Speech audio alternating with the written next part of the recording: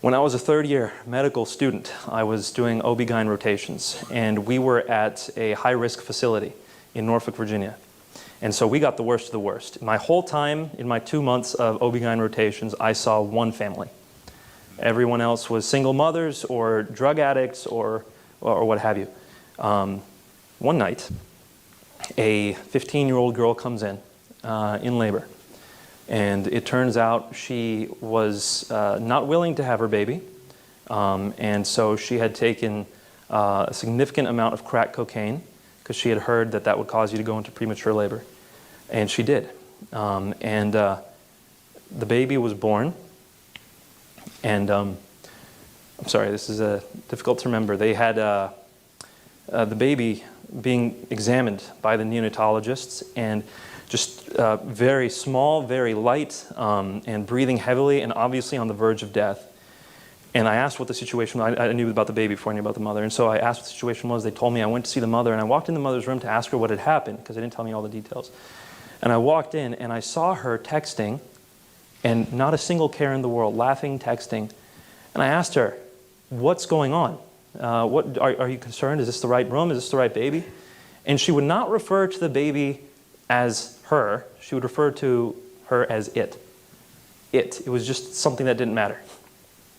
Now, how does this play in? I was shocked that day, absolutely shocked at the level of apathy. In fact, I would say an anger welled up in me at the level of apathy towards this girl. And so I went and I started reading her H&P. I started reading her records, and when I found out her history, she had been abused as a child. Her family all did drugs. She didn't have a father in the picture. And I'm reading this and I say, who do I get angry at? Who am I supposed to be angry at here? Is it her? Is it the person who is supposed to be in her life and take care of her as a father? Is it the people who are supposed to protect her from? Who do I get angry at? And for the first time, I was just furious at the sin in the world.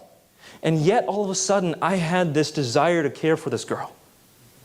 Despite what she had done, despite the heinous crime that she had just committed, killing another human being in my perspective, I had this desire to care for her. And all of a sudden it hit me, and I'm not a father yet, but it hit me that the love of a father goes beyond any sin. The love of a father who understands their child goes beyond any sin. I think about my father, who I call Abba.